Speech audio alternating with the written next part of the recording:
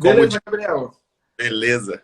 Como diz, Cara, sempre quando você precisa do Wi-Fi, ele te deixa na mão. ah, nem fala, isso é verdade mesmo. Mas vamos lá então, vamos começar a nossa live aí. Primeiramente, eu gostaria de agradecer, Gabriel, você por ter compartilhado o teu tempo aí para falar um pouquinho mais sobre áreas verdes, que é um tabu aí para avaliações de imóveis, porque muita gente acaba tendo dificuldade de como adotar isso no laudo de avaliação, o que ressalvas que eu preciso colocar, né, se eu não tenho nenhuma documentação. Então, a ideia principal, assim, é tentar aliviar um pouco esse lado do avaliador de imóveis urbanos, entendeu? Então, muito obrigado mesmo aí pelo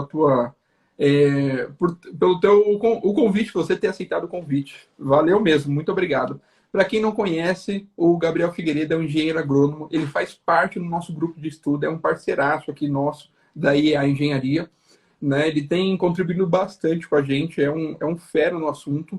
Então, assim, se você precisar de algum laudo rural, ó, Gabriel Figueiredo tá aí. Então, parceiraço, parceiraço, eu indico, tá bom? E aí, você quer falar mais alguma coisa, Gabriel? Quer se apresentar? Uai, por agora, não, pessoal, para quem não me conhece, né, vou me apresentar. Meu nome é Gabriel Figueiredo, sou engenheiro agrônomo. Estou como funcionário público também no patrimônio estadual aqui. Também tenho uma empresa de avaliação de imóveis. A gente atua em parceria com várias outras empresas e outras pessoas pelo país todo. A gente atende o país todo. E uma das nossas, a queridinha, o top do top, o supra-sumo, é a nossa parceira aqui, o Hugo e a Gil, daí é a engenharia, que é a nossa parceira number one aqui. Maravilha, maravilha. Então, assim, galera, a gente vai falar. Eu peguei alguns assuntos polêmicos aqui, algumas perguntas que até pedi para uma galera me passar, e eu vou falando esses assuntos. Dependendo se você tiver alguma pergunta focado, né, áreas verdes em imóveis urbanos, manda aqui para a gente que a gente vai falar. A gente vai abordar sobre o assunto. Tem um mestre aqui também, o professor Radegast, ele está aqui na live. Seja muito bem-vindo, professor. Né? É uma honra ter aqui. Olha, é um dos livros que eu mais leio, é do professor Radegast. Meu, se a gente tiver a oportunidade, professor, eu quero fazer uma live com o senhor para você falar um pouco mais dos teus conhecimentos, que é sensacional. Né, Gabriel? Exatamente. Bacana. Mas vamos lá. Gabriel, pelo que eu te passei lá, uma das perguntas mais frequentes que eu vejo, né, e até mesmo eu tenho algumas dificuldades às vezes, é o seguinte: qual a diferença entre área de preservação permanente, área de preservação ambiental, reserva legal, né, e algumas das vezes até parece áreas verdes também. E aí eu vejo muito em zoneamento, eles classificam a área de preservação, área de preservação, eu vejo muito a APA, né, área de preservação ambiental. E aí a área de preservação é só em torno de córrego. Me explica um pouco mais sobre isso. Beleza. De início, eu já quero pedir um pouco de licença para todo mundo, porque eu vou ter que acabar lendo algumas coisas, porque as explicações são extensas e eu resumi em algum pedaço. Não vou ficar lendo a maioria, mas alguma coisa eu vou ler. Então, a hora que vocês verem que eu estou assim, é porque eu estou lendo o meu resumo que eu fiz hoje. Então, assim, basicamente a APP, a Área de Preservação Permanente, ela é delimitada pelo novo Código Florestal, a 12.651 de 2012. Você tem que tomar cuidado e tem que tomar cuidado que a APP e a reserva legal, elas podem se confundir em alguns momentos. Coloca isso entre aspas. Você pode ter APP misturado com reserva legal e você pode ter reserva legal misturado com APP. Aspas e asteriscos, porque tem condições dentro da lei para você poder fazer isso. E você tem que saber elas. A APA, Boa. acho que eu vou ler. Essa APA, ela é estabelecida como pode ser áreas de domínio público ou privado, mas ela tem detalhe. Tem aquelas classificadas como restritivas e tem aquelas classificadas como não tão restritivas. Ela tem um nome específico aqui que agora eu não vou ficar procurando, parando para ler aqui. Tem as restritivas, que são super restritivas, e tem as que não são tão restritivas, que elas até, não é que deixam, elas até aceitam extração vegetal, planos de manejo florestal sustentável, aceita turismo, aceita o ser humano desenvolver algum tipo de atividade lá, que seja, como é que fala? Não é o turismo ecológico, áreas de Sim. preservação também. É uma área mais direcionada para a técnica ou alguma coisa assim. Originalmente criado pela Lei 6.902, de 81, as áreas de proteção ambiental são regulamentadas hoje pela 995 de 2000, que é o SINUC, Sistema Nacional de Unidade de Conservação da Natureza. Tem que tomar cuidado porque tem diferenciações quando ela é privada e quando ela é pública. Quando ela é privada, ela pode estar associada às vontades do proprietário. E quando ela é pública, ela está mais ou menos caracterizada como aquelas de parque, não parques nacionais, mas parques municipais, estaduais ou alguma outra coisa, que permite que você faça algum tipo de fala, piquenique, alguma coisa que você pode levar a família para poder adentrar o local. A Sim. reserva legal, ela já é um outro instrumento dessa lei que você tem que ter nas propriedades, mais em específico nas propriedades rurais, depois eu entro na urbana, nas rurais que você tem que ter a reserva legal. Vamos lá para pequenos marcos. 22 de julho de 2008. Para trás, significa que você, a partir dali para frente, é uma área consolidada. O que é uma área consolidada? Você pode ter passivos ambientais, sejam elas nessa parte de reserva legal, e a partir dali você pode, talvez, se o órgão estadual do seu estado considerar assim, porque tem a legislação federal e a estadual. A estadual ela pode ser mais restritiva do que a legislação federal. Então você tem que consultar a você tendo essa área, acabei de falar o nome e esqueci, de 22 de julho de 2008 para frente, a área consolidada, você pode ter alguns passivos ambientais, porque áreas que você não precisa recompor.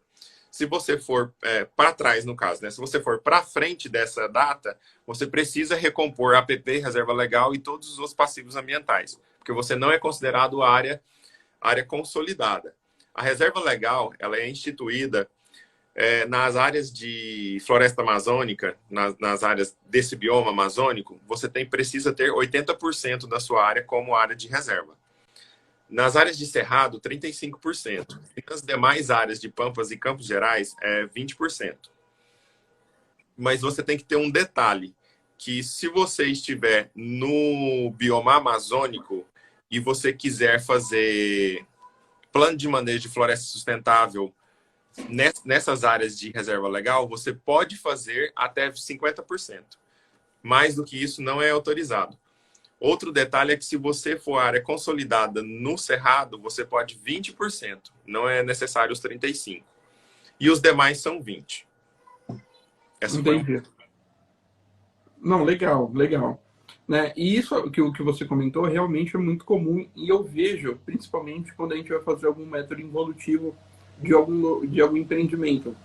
E há algum tempo atrás eu fui fazer um involutivo e nessa área que eu fui fazer o involutivo, eu separei a área de preservação permanente e separei a área de reserva legal. Tinha reserva legal na matrícula, que estava averbado ali, mas também tinha uma área de preservação. Só que não atendia a legislação do município. Né? Atendia muito maior que a legislação do município. Só que aí o que aconteceu? O empreendedor, né, o proprietário, ele falou, não, você pode utilizar, né, a área de reserva legal como área de preservação permanente. Né? Eu acho que foi isso? Não, foi a área de reserva... Calma aí, me confundi. Ao contrário, isso mesmo. Porque a legislação naquele município estava permitindo. Então isso ok, né? Então isso pode acontecer. Pode. Você pode pegar partes da APP, da área de preservação permanente, para utilização como reserva legal. E você também pode utilizar a área de reserva legal dentro da APP. Só que lembrando que tem condicionantes para ambas, que você tem que atender.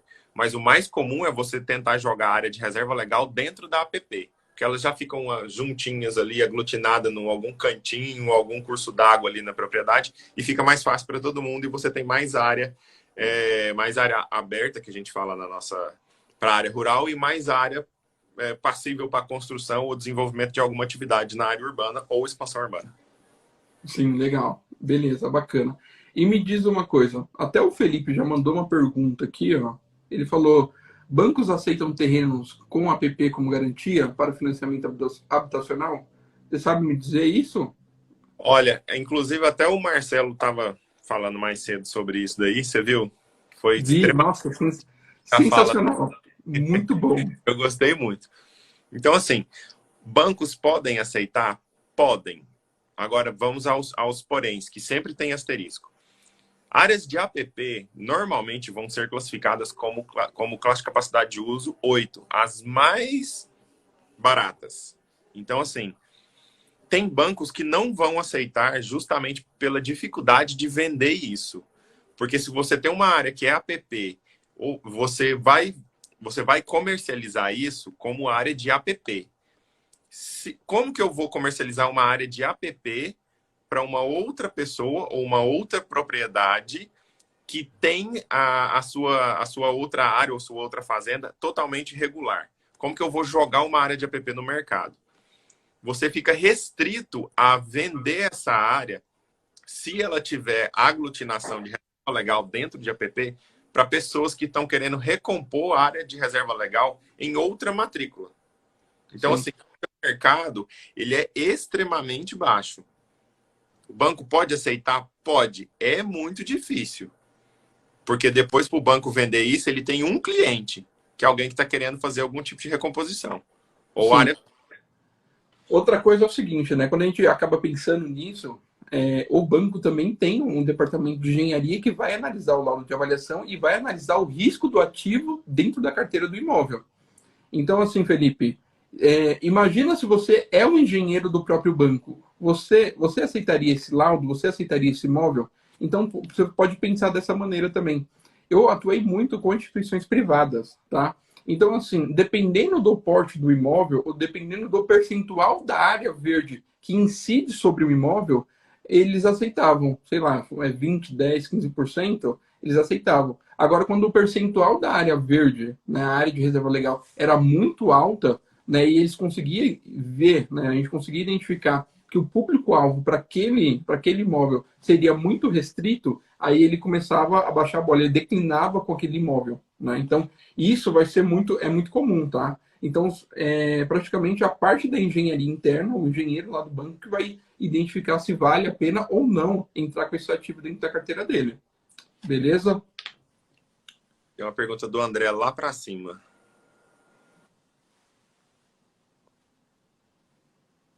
O André até comentou aqui.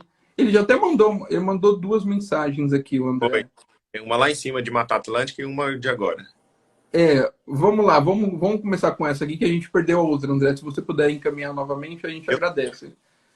Pode-se comprar com os fatores de servidão para obter o valor dessa área?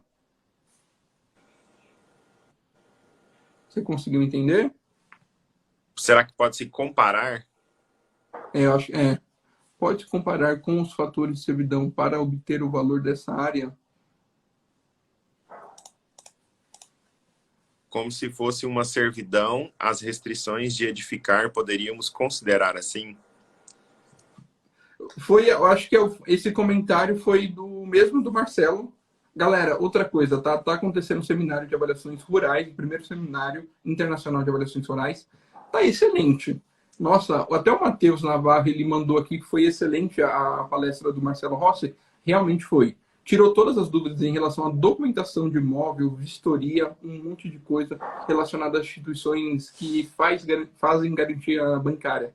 Então foi muito bacana. Se vocês puderem assistir o seminário de avaliações rurais, né? E eu sou engenheiro civil, eu estou assistindo porque eu estou tirando diversos insights para aplicar em avaliações de imóveis urbanos. Então é muito bacana, tá bom?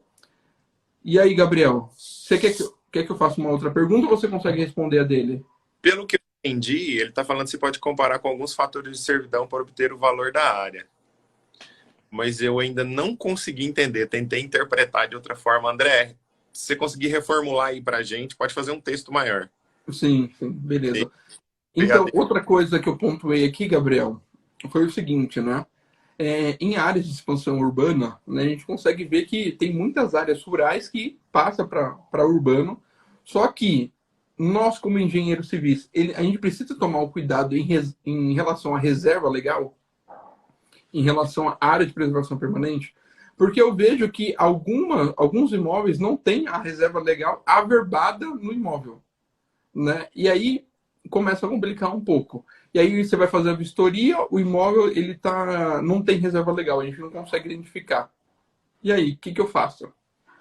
Olha, segundo a 12.651, as áreas de reserva legal, quando elas passam para a área de expansão urbana ou área urbana, elas são extintas e viram área verde.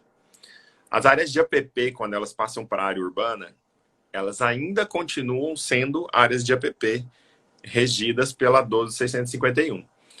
Pode ser que o seu município, em algum momento ou algum lapso, deixe que você faça algum tipo de... Não é extração, também não é subtração. Deixa você fazer algum tipo de extração de um pedaço dessa área de APP para diminuir quando passa para a área urbana.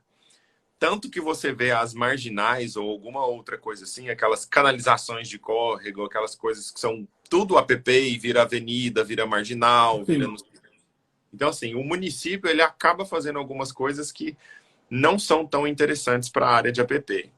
Então, assim, são áreas muito problemáticas que a minha visão é que se você não tem algum contato ou alguma coisa assim na prefeitura, são áreas que eu falo para você não mexer.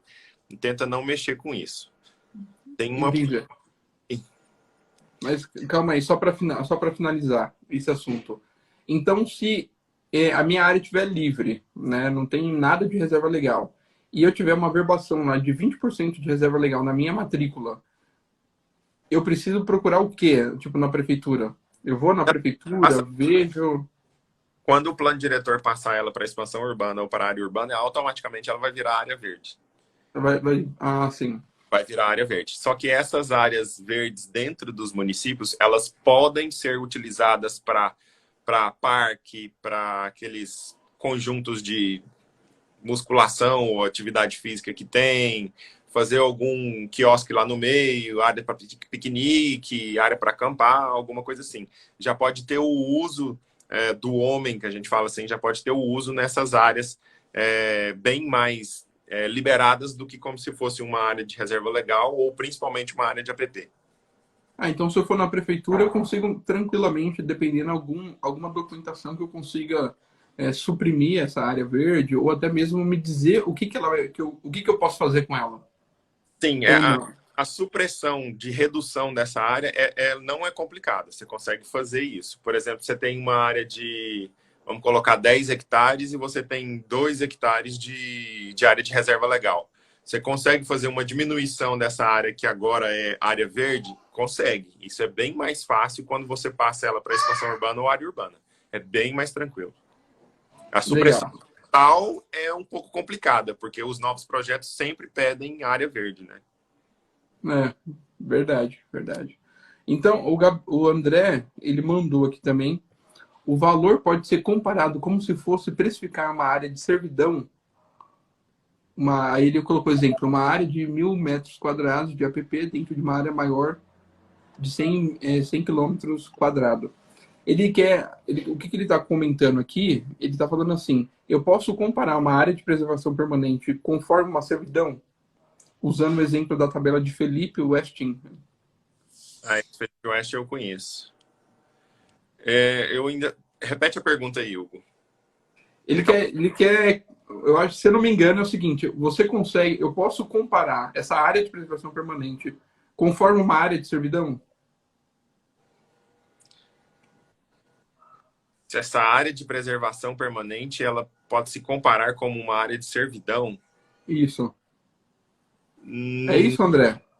Manda um eu joinha aí pra gente. exatamente isso que a gente entendeu. Mas se foi isso que a gente está falando, não, porque uma área de preservação permanente ela é obrigatória. E uma área de servidão seria alguma coisa de coeficiente, alguma coisa de instituição de alguma coisa. Você não tem opção de app, é obrigatório ter app nos locais que a lei fala. Legal, legal, legal. Até Tem o um Matheus, não. Pelegrino, você viu? Para cima. Isso, é isso mesmo. Beleza, André, tá certo. Essa pergunta também, André, até foi feita até no seminário de avaliação de imóveis, seminário de avaliações rurais. E aí, como você falou, deu para entender. É isso mesmo, tá certinho. É porque vai subindo, a galera vai mandando, e aí. Tem uma pergunta aqui do Pelegrino. Tem estudo que demonstre que a área de app vale menos que uma área aberta? Olha, estudo especificamente para isso não tem, mas como a gente trabalha com avaliação de imóveis rurais, vale-se e o mercado paga-se pelo que a terra produz, pelo que a área produz. Então, assim, você pode ter áreas, vamos citar exemplos meio esdrúxulos. Você tem duas áreas de 100 hectares e uma produz 103 sacas de soja, a outra produz 85. Lógico que a área que produz 103 vai valer mais. Então, assim, se ambas estiverem no mesmo local, mesma topografia, a gente está considerando um cenário perfeito, que a única diferença é a produção de saco de soja. Então, assim, vale-se aquilo que produz. Agora, a área de app, entre aspas, tá, gente? O problema que a gente tem com a área de app é o não usufruto dessa área para proventos. Então, assim, eu não consigo ganhar nada em cima de um app inicialmente. Agora, com o PSA, a gente consegue fazer várias outras atividades, ou você também pode fazer uma quantificação de crédito de carbono, alguma outra coisa, alguma outra atividade assim. Lembrando que o nosso mercado ainda está muito restrito e ainda tem dificuldades de vender esse crédito de carbono para frente. O meu primeiro emprego foi com quantificação de áreas para crédito de carbono em 2010, 2011, e o mercado estava extremamente fechado. Hoje em dia, 2021, eu não sei te falar exatamente como ele está. Eu sei que ele vinha tendo abertura. Eu vi que teve outras duas grandes empresas dentro do país que conseguiram fazer essa abertura e estão vendendo isso. Então, assim, a app ela entra nessa parte de crédito carbono. É alguma coisa que você pode fazer com ela. Ah, sim. O Matheus até comentou aqui, ó, também mandou uma outra pergunta falando o seguinte: se a área de reserva legal tiver averbada em matrícula, considero na avaliação ou subtraio? Ótimo, ok. Se a área de reserva legal está averbada na sua matrícula, isso é ótimo. Se ela não está averbada na sua matrícula, você tem que ver se isso, para o seu contratante, se for um banco se for um banco que te contratou para fazer esse tipo de trabalho, se ele leva em consideração isso como passivo ambiental ou não. Existe a reserva legal? Existe. Ela entra como passivo ambiental? Sim ou não. Está na matrícula? Tá, sim ou não. Você tem que ver se isso, pelo seu contratante, se ele desconsidera ou considera isso. O fato dela existir já é mais fácil. Ela não estando averbada na matrícula, é só fazer a averbação. Legal. Boa, boa, boa. O André até comentou aqui, então é melhor correr de app. É isso mesmo, André. Corre de app que, que é tenso. E aí, outras perguntas aqui, Gabriel. As áreas em torno de lagos artificiais são considerados app? Mas primeiro, como é que eu consigo identificar que é um lago artificial? Exatamente. Essa pergunta eu lembrei. Quer ver? Até na época que eu estava estudando o curso. A 12651 fala que quem manda não, quem rege os reservatórios artificiais são as secretarias, agências ou conselhos estaduais. Elas, na emissão não é do alvará, gente, das licenças, na emissão das licenças, ela vai falar se ela vai considerar isso ou não e quanto ela vai considerar. Lembrando que artificial não é natural e isso não, teoricamente, inicialmente, não há obrigatoriedade de ter app em reservatórios artificiais. Inicialmente, tá, gente? Inicialmente. Tem que ver o que a licença vai falar.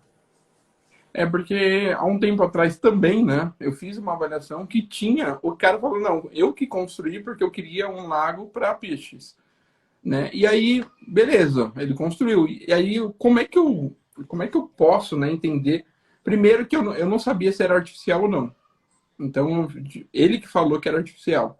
E aí, realmente, pela legislação, eu não considerei área de preservação, né, nesse lago artificial, porque a legislação estava falando que não. Mas é importante, gente, a gente entender esses conceitos, tá? Que provavelmente você vai se deparar com algum tipo dessa situação, e aí você já fica craque no assunto. Deixa eu ver aqui mais perguntas. Todas as áreas verdes, posso considerar como APP, APA ou reserva legal? Se não, como posso identificar que essa área não influencia no valor do imóvel? Aqui, nessa pergunta, foi o seguinte, né? Eu tenho uma área verde. Como é que eu posso identificar se ela é uma área de preservação permanente, se é uma reserva legal? A reserva legal, ela precisa estar averbada na matrícula ou não? Como é que é essa questão? As áreas de APP, basicamente, a 12651, ela vai te descrever ou por topografia, ou por cursos d'água, ou por alguma outra, eu vou falar assim, algum outro inciso que ela considera que deve ser preservado. Ângulo 45, margens de cursos d'água, grotas, brejos, manguezais, dunas, partes de areia, algumas outras coisas assim, restingas. Cada um desses está descrito nessa lei e você tem que ver o que a legislação fala. Porque cada um tem como é que eu vou falar? Um tamanho de APP de acordo com o Sim. seu... Não é a palavra certa, mas vou usar bioma e a sua parte de... Não é topografia e nem curso d'água. O tamanho da APP que precisa ser respeitada de acordo com essa legislação. Agora me fugiu a palavra, não vou lembrar. Daqui A a pouco margem de segurança dela, né? Aquela faixa, né? Entendi. É porque, principalmente, quando a gente vai fazer uma avaliação, quando a gente está numa topografia totalmente plana, né? E aí a gente consegue ver que tem uma área verde lá no fundo do terreno. E aí, às vezes, a gente não sabe o que considerar, né? Será que realmente eu consigo suprimir essa mata ou não? Né? Então, fica essa questão. E aí, muitas das vezes, a gente vai na prefeitura e aí que passa para um órgão ambiental ali do município para dar para a gente embasar o nosso laudo de avaliação e verificar se a gente considera zero, se a gente não considera. Então, nesses casos, é correr para a prefeitura, né? Porque a gente não consegue ter essa noção se aquela área verde vai influenciar no valor de mercado do imóvel, certo? sim, você pode, eu diria mais você olhando com a Secretaria Estadual de Meio Ambiente. Normalmente ela vai ter uma legislação que é de cima para baixo e normalmente a prefeitura vai só copiar ela. Então, tenta direto com um órgão estadual que vai ser melhor. E sobre a reserva legal, é melhor que ela esteja averbada na matrícula, para você não ter a possibilidade de entrar isso como algum tipo de passivo. Outra coisa também que você tem que tomar cuidado é que nas avaliações temos as diversas classificações que nós temos de terra ou alguma outra coisa assim, mas as áreas de reserva legal normalmente são classificadas como classe 7 ou alguma coisa assim, pelas possibilidades de fazer algum tipo de atividade dentro dessas áreas, como plano de manejo florestal sustentável ou algum outro tipo de extração ou plantio de espécies exóticas até 50% ou alguma coisa assim. Nas APPs já não tem. Então, assim, das possibilidades de auferir lucros com áreas ou com partes da fazenda ou da propriedade, as APPs são as de menor possibilidade atualmente. Pode ser que isso comece a mudar agora. Que você possa ter mais renda com APP e reserva legal do que com algumas outras partes da propriedade que você não consiga fazer nenhum tipo de cultivo ou extração. Entendi. Legal. Deixa eu ver. O Felipe mandou uma pergunta, né? Qual o afastamento da galeria de águas pluviais você tem que ver o que a companhia de saneamento estipulou de afastamento disso, né? Normalmente não se pode fazer perfuração e também tem que ver qual que é o afastamento lateral que ela designou, igual linha de transmissão de energia. Normalmente 15 metros para cada lado. Aí você tem que ver o que a galeria de águas pluviais fala de plantio para que você não tenha problemas de, eu não sei se a palavra é essa, percolação de raiz para dentro da galeria de água pluvial ou alguma outra coisa assim, alguma raiz que vá buscar água que possa rachar uma manilha ou alguma outra coisa assim, ou passagem de maquinário pesado ou até mesmo caminhões ou outra coisa que possa danificar a estrutura da escoamento de águas pluviais. Aí você tem que ver o que a companhia de saneamento vai te falar, o que você pode mexer ou não. Legal, legal. Ó, você vê, né? A gente fala em áreas verdes, né, em imóveis urbanos, realmente é uma dor que todo mundo tem, né, quando vai pegar a avaliação. Porque o que tem de pergunta aqui, e é isso mesmo, gente. O Gabriel está aqui para ajudar a gente a, a resolver esses mistérios que acontecem. O Pellegrino, ele mandou aqui, se tem uma área rural de 100 hectares, sendo 10 de APP e 20 de reserva legal, eu posso considerar esses 100 hectares totais para cálculo do valor da propriedade? Pois geralmente não conseguimos detectar essas características nos elementos comparativos. Isso é muito comum, né, Gabriel? É uma coisa até que o Marcelo estava falando, que a gente trata o nosso avaliando com extrema cautela aqui, ó, na mão, no pão de ló aqui, e os nossos dados. Como a gente tem uma dificuldade grande de visitar todos os dados, principalmente em área rural, você visitar todos os dados é complicado. Eu gosto de trabalhar partindo de 30 dados. Então, assim, eu visitar 30 propriedades rurais no município ou nos municípios limítrofes ou alguma coisa assim, é complicado. Porque a primeira coisa que eu pergunto para o meu cliente é assim, qual grau de precisão e fundamentação você, teoricamente, está desejando? Porque não dá para você falar isso antes de fazer. Não dá para você exigir. Mas o ITR exige, ele quer 2,2. Aí qual que você está buscando? Se ele vira para mim e fala 3,3, eu, beleza. Então, assim, provavelmente o mais caro que vai ter, porque eu vou ter que visitar todos os dados. Sim, Mas com certeza. não quer isso, eles vão sempre pelo orçamento deles e acaba que a gente não visita todos os dados. Numa área de 100 hectares, eu posso te garantir que você vai ter que ter 20 hectares de reserva legal, porque o mínimo é 20. Se você não tem, você tem passivo ambiental. 10 hectares de APP, a gente vai tá pressupondo que você tenha algum tipo de montanha, morro, ou curso d'água, ou alguma outra coisa, um artigo 1, ou alguma outra coisa que a lei exija. Se você não, normalmente a gente sempre faz isso, trata o nosso avaliando com extrema cautela, vou usar a palavra no futuro, você precisaria fazer isso com todos os seus outros dados, Com mas certeza. não é o que acontece. Então, assim, você toma como verdade que as outras propriedades estão com a sua reserva legal ok e que as suas áreas de APP estão sendo respeitadas de acordo com o que rege a legislação. Isso é verdade? Não sei. Você não sabe e provavelmente também ninguém nunca vai saber, porque quem vai fazer a auditoria desse trabalho provavelmente está todos os dados também, como você não fez. A não ser que seja algo muito que a instituição ou alguém esteja muito em cima para poder fazer esse tipo de auditoria. Nunca vi ainda. Pode ser que aconteça? Pode. Perguntei ao Marcelo um tempo atrás, ele falou que já viu alguma coisa assim. Então, assim, pode acontecer? Pode. Temos exemplos? Temos, mas é muito difícil. O Gabriel Figueiredo, ele analisa todos os pontos dos elementos comparativos? Você faz isso, Gabriel, nas suas avaliações? Todos os pontos dos elementos comparativos Você busca entender a reserva legal, a área de preservação na avaliação rural? de todos os dados? Isso. Sim, eu procuro fazer, na medida do possível, aquilo que eu consigo. Porque, assim, eu tento visitar os mais próximos, aqueles que estão com uma certa facilidade. Tá? Lógico que eu consigo ficar rodando 150 para um lado, 200 para o outro, 50 para o outro, 70 para o outro, 30 para o outro, 10 para o outro. é uma loucura. Eu vou gastar umas 2, 3 semanas para visitar todos os dados que eu vou utilizar na minha amostra, né? Então, assim, não... Se alguém te falar que faz,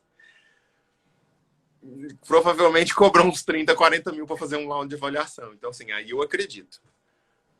Agora, não, na medida do possível, aquilo que a gente liga, conversa, pede fotos, pede KMZ, a gente tenta medir pela régua do Google alguma coisa, um Landsat, assim, mais precisa, mais recente, com maior precisão de 10 metros, alguma coisa assim, a gente tenta fazer isso sim. Mas nem sempre é possível. Entendi. Ô, Gabriel, mas por curiosidade, tá? É, dentro das instituições privadas, né, o modelo de negócio das empresas que prestam serviço de avaliação de imóveis é o seguinte: você tem a avaliação aqui e você contrata um engenheiro da região para fazer a vistoria do imóvel urbano. E aí você vai lá, contrata o engenheiro, ele acaba tirando todas as fotos do imóvel internas do imóvel e externas e acaba mandando para o escritório central e o pessoal acaba fazendo a avaliação. Claro que, como é um imóvel urbano, é um imóvel menor, fica mais fácil para você identificar se tem alguma restrição ou não. É possível fazer isso para imóveis rurais também ou não? Porque eu já vi algumas empresas, né, contratando engenheiros, né, engenheiros civis para fazer essas vistorias rurais. E eu queria só ter essa curiosidade. O engenheiro agrônomo, dentro do escritório, através das fotos, ele consegue identificar todos esses pontos? Só por fotos, não. Só E por... Google Earth, alguma coisa assim? Aí a gente precisa ligar para alguém, conversar, trocar ideia, pedir os limites e confrontações, ver algumas imagens mais antigas. Quando você tem dúvida, alguma coisa assim que você vê que no seu modelo está muito estranho, descarte aquele dado e parte para outro que está mais fácil, que você consegue ter uma lucidez melhor daquilo. Se você vê que está meio sombrio, como diz o Lutemberg, tem um mal assombro naquilo ali, descarta, então sai fora, porque aquilo ali vai viciar seu modelo para alguma direção que não é a realidade. Entendi, entendi. Legal. Galera, aqui do lado do aviãozinho, ó, aí na sua tela, do lado do aviãozinho, tem um ponto de interrogação. Se você clicar, você consegue mandar a pergunta por lá e fica mais fácil de ir pra gente nos comentários. Tá bom? Então é só ali do lado do aviãozinho, tem um balãozinho com ponto de interrogação. Clica lá, escreve sua pergunta e manda por aqui. Fica mais fácil pra gente, tá? Pra gente não ficar rolando aqui os comentários. Beleza? Aí tá certo. Aí, Gabriel, uma parte de cálculo aqui, mas isso eu acho que entra um pouco mais para imóveis, para laudo rural, né? Até eu pedi para um pessoal me mandar algumas perguntas para a gente ter uma ideia. Só que quem me mandou essa pergunta trabalha bastante com tratamento por fatores, né? A gente entende que para inferência estatística você acaba colocando uma variável área e pede para o modelo rodar. Só que para tratamento para fatores, para instituições privadas, né, eu devo considerar o fator grandeza de área? Se sim, né, qual fator seria o mais ideal para aquela região? Olha, vou responder, mas vamos ver se eu entendi a pergunta. Você tem que ver, nessa grandeza de área, eu utilizaria ela mais como porcentagem de área. Eu diria mais específico em porcentagem de área aberta, que seria mais interessante para propriedades rurais, para você trabalhar nesse sentido. Na questão de grandezas de áreas, que você fala assim, se você está comparando áreas muito, áreas, como é que eu vou te falar? De extrapolação tipo 3, 4, 5 vezes maiores que o seu avaliando, ou áreas 10 vezes menores, alguma coisa assim. Tem que tomar cuidado, porque normalmente quanto menores as áreas em rurais, a gente áreas de usufruto, perdão, de usufruto não, a gente acaba mexendo com áreas de lazer, com áreas de... Acaba mudando a destinação do imóvel, né? A ação dela ali não é produção, você não tá mexendo com quilos por hectares de vaca gorda, de boi gordo, sacas de milho, soja, toneladas de cana produzida ou arrendada, ou extração de seringa, ou corte de madeira, você não está fazendo isso. Ali está para o seu, achei a palavra, deleite. Ali está simplesmente para você ir para o final de semana e curtir. Normalmente essas áreas, a gente trabalha com hectare, o hectare dessas áreas é muito superior em questão de valor e preço às áreas de produção. Então, sim, tomar cuidado com áreas muito pequenas, tipo 9 hectares, 2 hectares, 5 hectares, essas áreas são muito perigosas para você utilizar quando você está fazendo, por exemplo, uma avaliação de uma área de 500 hectares. Fora a extrapolação que você tá mexendo. Outra coisa que você tem que tomar cuidado também, por exemplo, em áreas que são valorizadas, grandes áreas, por exemplo, Mato Grosso ou alguma coisa assim, tem regiões que se você for vender áreas de 50 hectares, 10 hectares, 100 hectares, não são tão valorizadas, teoricamente, ou não são tão procuradas como áreas de 500, 250, 300. Porque a intenção de grandes grupos ou grandes produtores são áreas com maior capacidade de plantio e que ele não tem que ficar fazendo tanta curva ou que ele não tem determinada topografia ou alguma coisa assim. Ele prefere que um trator dele dê 3 quilômetros de uma reta e ele faça só uma curvinha no final e volte plantando 3 quilômetros, porque não é a capacidade, mas é o rendimento hora máquina trabalhada dele é muito maior do que em pequenas áreas. Então ele consegue em uma hora fazer muito mais plantio, colheita, combate defensivo e até mesmo cuidar dessa lavoura de grandes talhões do que uma área menor que ele tem que ficar fazendo um zigue-zague muito estranho para poder fazer o plantio, colheita, combate ou alguma outra coisa assim. Então, assim, tomar cuidados porque tem áreas que isso não é valorizado.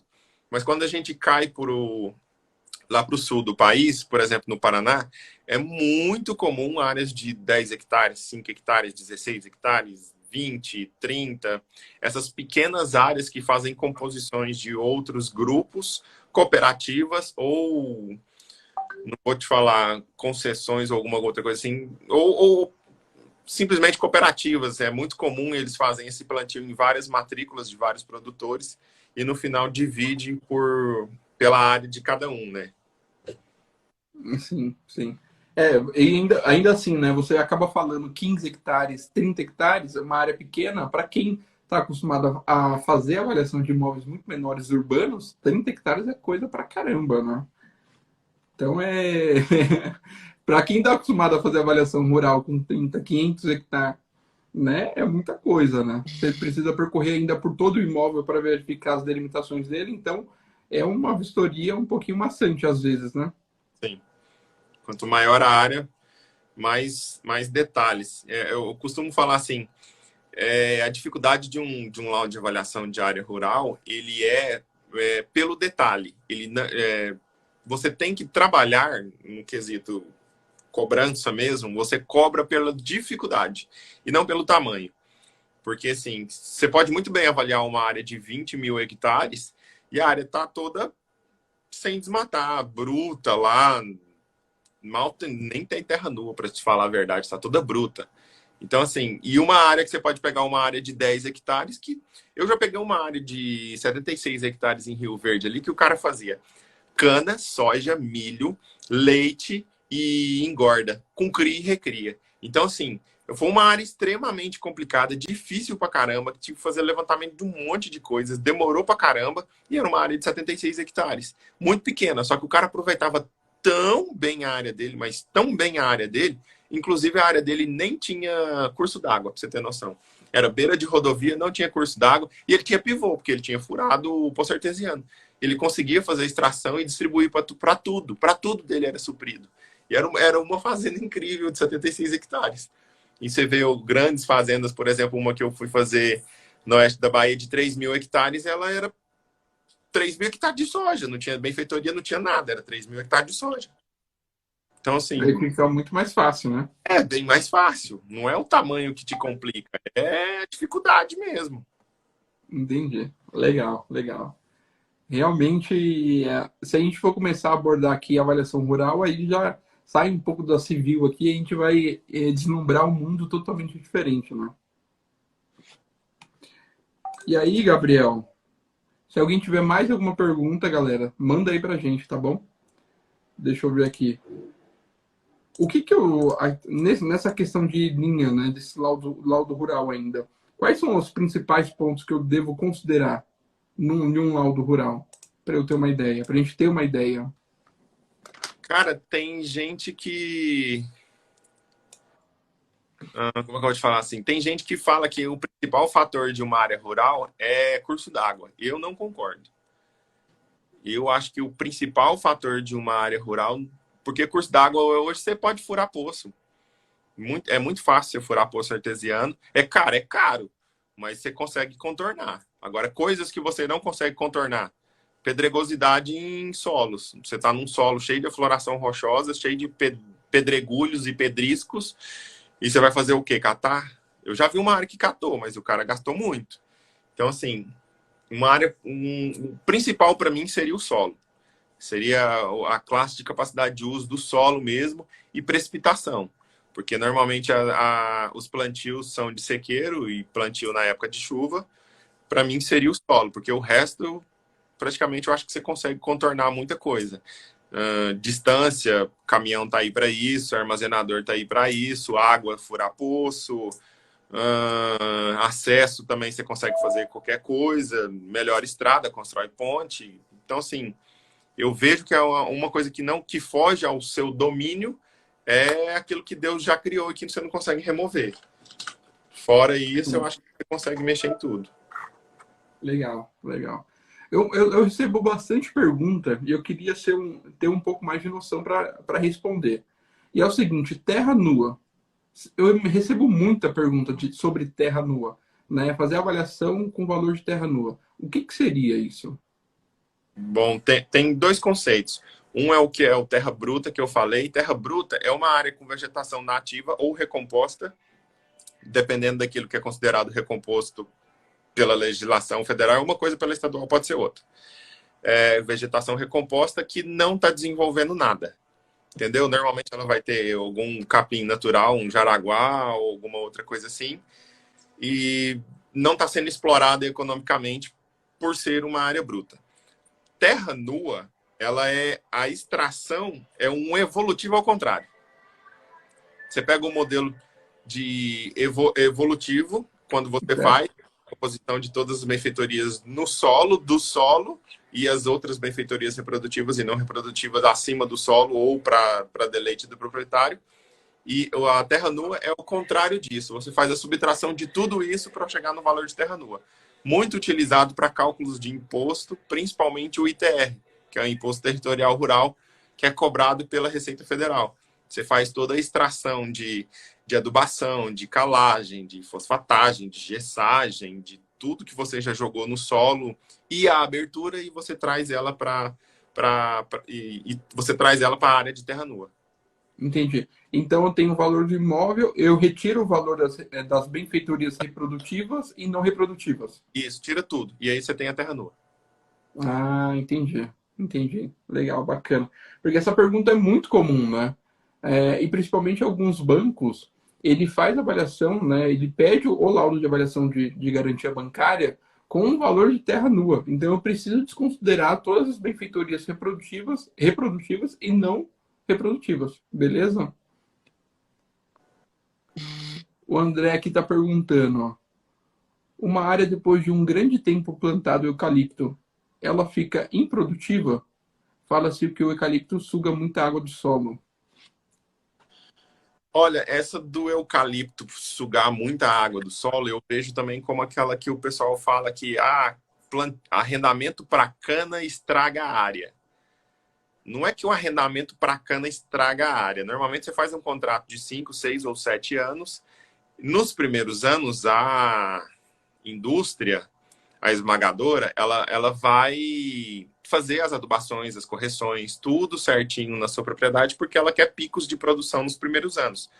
Nos últimos anos, como ela não sabe se vai renovar o contrato com o proprietário, ela diminui as taxas de aplicação dela de tudo, porque ela entrega uma área praticamente assim. Eu não sei se eu vou renovar, então por que eu vou deixar adubação ou vou deixar calagem ou algum outro tipo de de nutriente que eu joguei no solo para o proprietário, entendeu? Então ela diminui ao ponto de quase se equilibrar no 0 a 0, porque no exemplo, no sétimo ano ela colhe só o finalzinho ali e te entrega a área, porque ela não sabe se ela vai renovar o contrato. O caso do eucalipto, eu já vi muita gente falando que ela tem, que faz esse excesso de extração de água do solo, mas ainda não vi isso realmente acontecer. Por quê? Diversas áreas que eu já vi, depois do plantio de eucalipto, do primeiro ou segundo corte, às vezes tem o terceiro, não sei qual o motivo, mas ainda tem. Arranca o toco, né? Depois do corte, enleira da destinação final, ou coloca fogo, alguma coisa assim. E você consegue fazer os plantios depois normalmente, milho, soja, consegue fazer grandes culturas tranquilamente.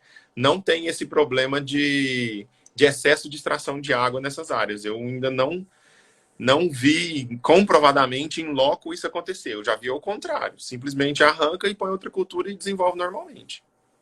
Ah, legal. Boa. Ah, uma outra pergunta aqui que eu até esqueci de anotar foi o seguinte, né?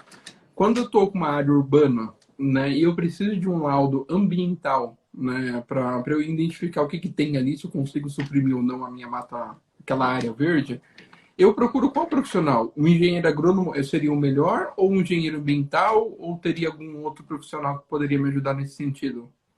Eu não te diria o nome de alguém, tipo um engenheiro ambiental ou um engenheiro agrônomo. Eu te diria alguém que trabalhe em específico com isso. Procure alguém que trabalhe em específico com supressão de vegetação, que tenha know-how para esse tipo de atividade. Porque Independente da formação, então. a formação, engenheiro florestal, ambiental ou engenheiro agrônomo. Mas pega alguém que trabalhe em específico você acabou de falar a palavra. Supressão de vegetação. Sim, supressão de vegetação, isso aí. Não, Supressão de... legal, legal. É porque quando eu trabalhava mais forte com as instituições privadas, tinha algumas empresas específicas para o cliente fazer o laudo ambiental com aquelas empresas, assim, que era homologada pelo banco, né? Então, assim, mesmo que eu tenha, eu quero contratar uma empresa para fazer essa reserva legal, né, fazer esse laudo ambiental, o cliente precisaria, né, buscar aquela empresa que era homologada no banco para fazer esse laudo ambiental, para trazer para eu fazer o laudo de avaliação. Claro que demanda tempo, né, para fazer tudo isso, né? Dependendo do... Isso levando em consideração o porte da área. Então a gente está falando realmente de um ativo que vai entrar para a carteira do banco de milhões, né? Não é coisas de dezenas de milhões, centenas de milhões, e aí vai, né? E aí é isso, né? Eu acho que o Gabriel deu bastante informações para a gente tratar em relação à área de preservação em imóveis urbanos. Né? Realmente a gente precisa buscar a Secretaria Ambiental do Estado. É importantíssimo isso, a gente analisar, né, com muito cuidado. Se você precisar de alguma ajuda, de algum laudo ambiental, é realmente buscar alguns profissionais que atuam com supressão de vegetação, né, independente da formação. Essa era uma dúvida minha que eu tinha. Será que, para esse laudo aqui, eu posso procurar qualquer um? Não, procura alguém que já trabalha com isso. Não sei se alguém perguntou mais alguma coisa aqui. Se alguém não perguntou, a gente acaba finalizando a nossa live. Tem uma do Pelegrino. No caso de usar um aplicativo para mostrar meu trajeto em uma perícia em propriedade rural, qual é o mais indicado? Olha, esses apps de trajetória, o pessoal dos seguros agrícolas utiliza um muito bom, muito conhecido.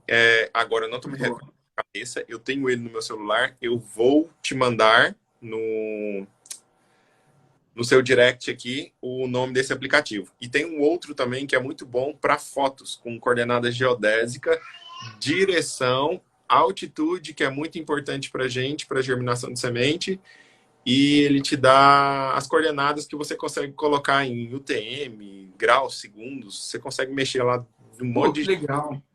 Esse Bacana, bacana.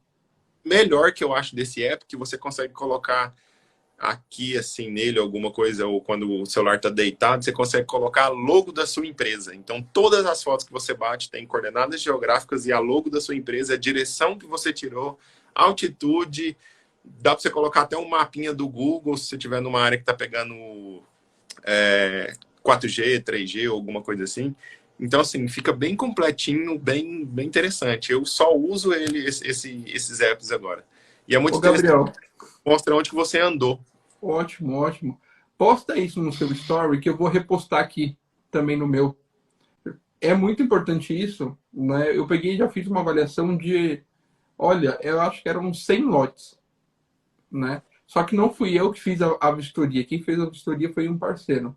Imagina a dificuldade para você localizar cada lote de 200 metros quadrados.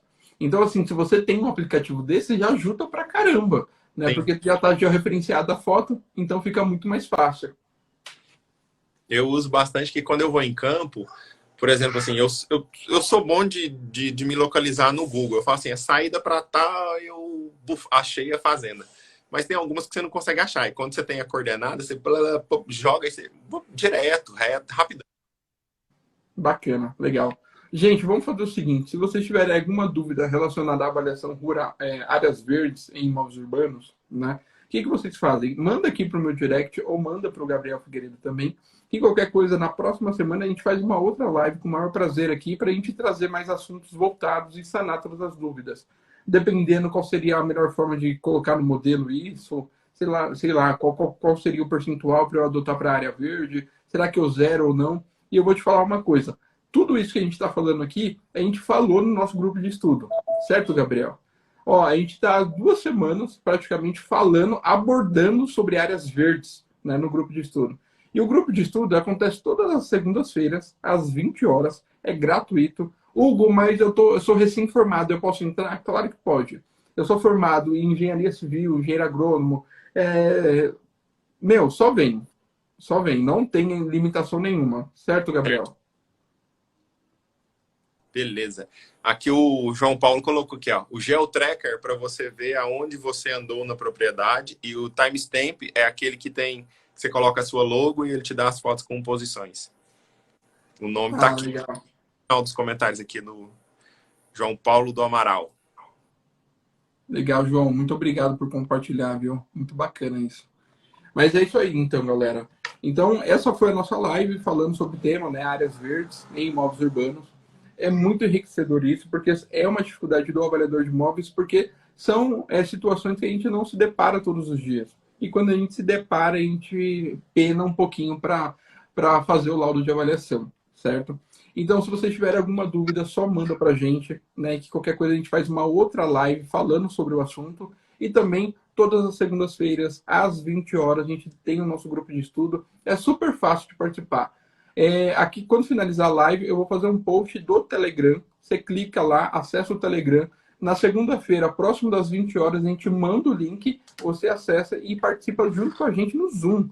Melhor ainda, você tem a voz lá, você vai poder falar, você vai poder explicar, né? Até a Suzete aqui tá falando que foi show. Muito obrigado, Suzete. Ó, grupo de estudo, hein, Suzete? A gente tá sentindo sua falta lá, hein? Ia falar isso agora. A gente tá sentindo a sua falta, Suzete. Volta lá pro grupo de estudo, tá bom? Então é isso. Gente, vamos tirar um print aqui da tela, Gabriel? Tira um print aí também, né? Já posta nos stories lá.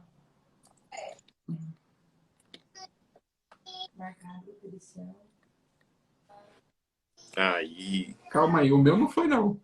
então vai. Ah, vai. Agora foi, agora foi. Beleza. Então, assim, galera, tira o print, marca a gente aqui, Agropericial, Hugo Farias e a Engenharia também, que vai ser o maior prazer repostar aqui nos nossos stories. Tá bom? Um forte abraço a todos. Gabriel, se quiser falar alguma coisa, você tem a oportunidade. Eu só quero agradecer o convite, né? Sempre dessa parceria forte nossa aqui. Quero deixar registrado. Vai sair por códigos, mas você e a Gil vão entender. Tá pago. Maravilha. Tamo junto, tamo junto. Gente, boa noite a todos. Forte abraço.